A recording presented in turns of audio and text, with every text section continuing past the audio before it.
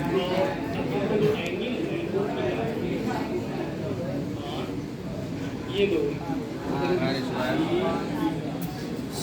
अब समझ गए। अब इसके बाद आगे क्या करेंगे, इस चालक के लिए किया पहले ही मैंने समझाया था। इस चालक के लिए किया क्या, ये देखो यह कोणीय स्थिति किस सिरे के दिया है θ1 और ये दूसरे सिरे के दिया है θ2। साथ हो गया θ1 θ2 चाहिए कोणीय दिया हुआ है A, यानी उस फार्मूले में A चाहिए। क्लियर हो गया। तो ये सारी चीजों को दिया, I दिया, तो ये R इसमें नहीं चाहिए, R हटाना होगा और इस थीटा को हटाना होगा और उसके जगह पर θ1 θ2 लाना। तो हम शुरू करते हैं इसको हटाना। ये बन गया मान लो समीकरण नंबर 3। सबसे पहले हम क्या करते हैं, त्रिभुज BEA ले लेते हैं। तो त्रिभुज BEA है, इसको देखिए एक समकोण त्रिभुज है, दिख रहा आपको। और इसमें हम लेते हैं सबसे पहले साइन थीटा, क्योंकि साइन थीटा को पहले हटा लेते हैं।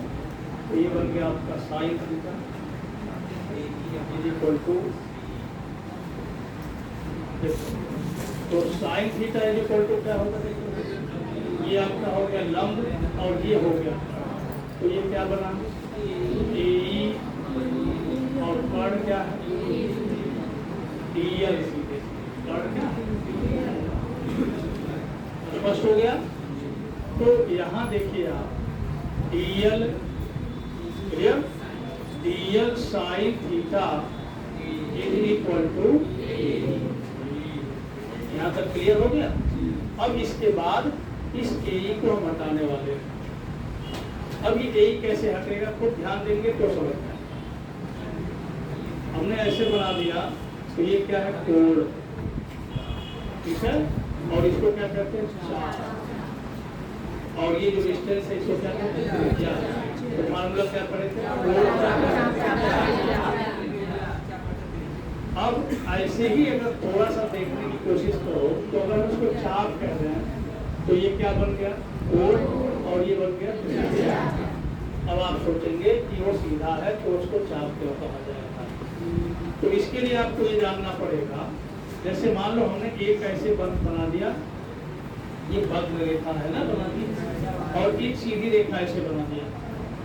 अब धीरे धीरे क्या करते हैं, इसमें से छोटा सा पार्ट काट लेते हैं, और छोटा ये छोटा सा पार्ट कटा दिया, ठीक है, और इसमें से भी एक छोटा सा पार्ट काट देते हैं।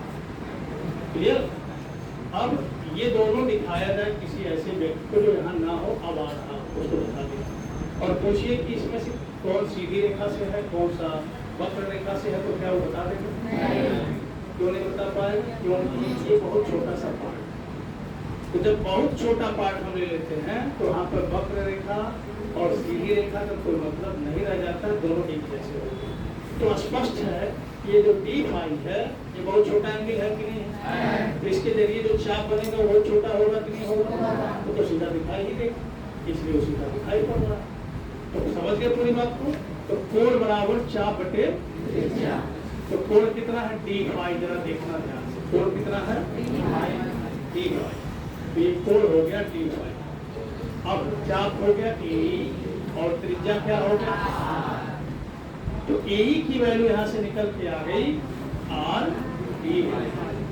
स्पष्ट हो गया। अब हम यहाँ पहुँचते हैं और लिखते हैं DL sine theta equal to R। अब ये लेके हम समीकरण नंबर 1 में पहुँचते हैं। समीकरण 1 से तब यहाँ से हमें मिला DV equal to μ0 upon 4 pi I DL।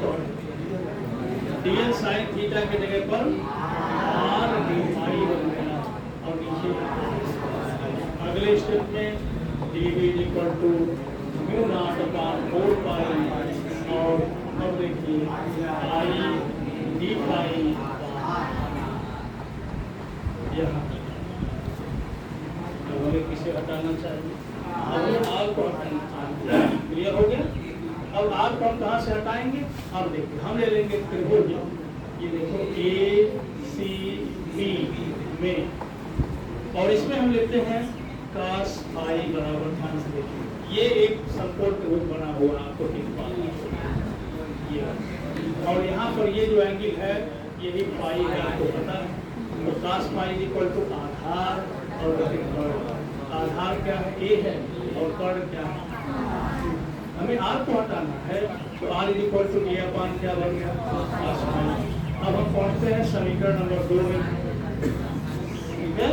तो समीकरण 2 में जब आएंगे, ध्यान से देखिए क्या बन गया? dv equal to mu naught upon 4 pi, इसके बाद i लिखना है, नीचे जाइए r की जगह पर लिख रहा है a अपान cos phi, और यहाँ पर i। अगले स्टेप में आप देखेंगे dv equal to mu naught upon 4 pi, और आगे क्या मिल गया आपको? i cos phi ऊपर जाएगा, और यहाँ हो गया d phi, और नीचे आ गया, ठीक है। ये बन गया समीकरण।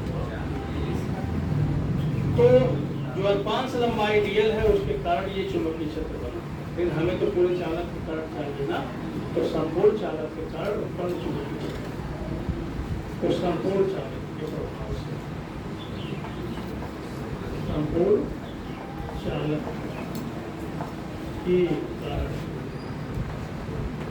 चुंबकीय क्षेत्र,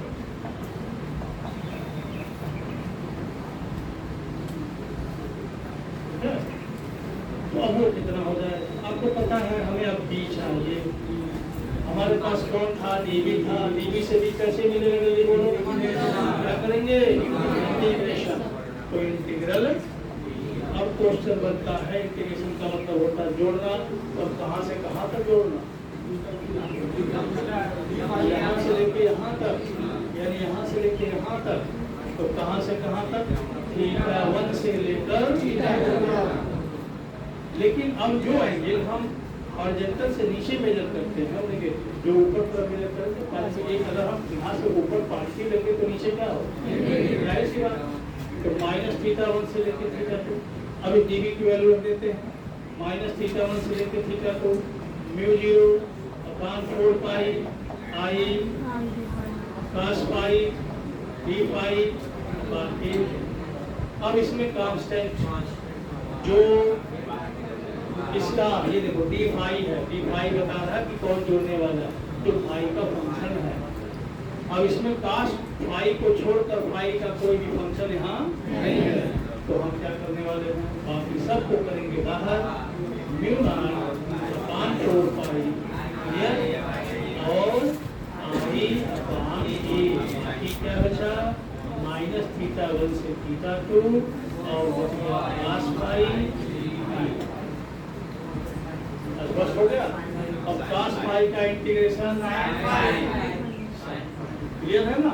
तो हम क्या करें, जब जगह खाली होगी क्या हम काम कर देते हैं। देखो हम यहाँ नीचे जगह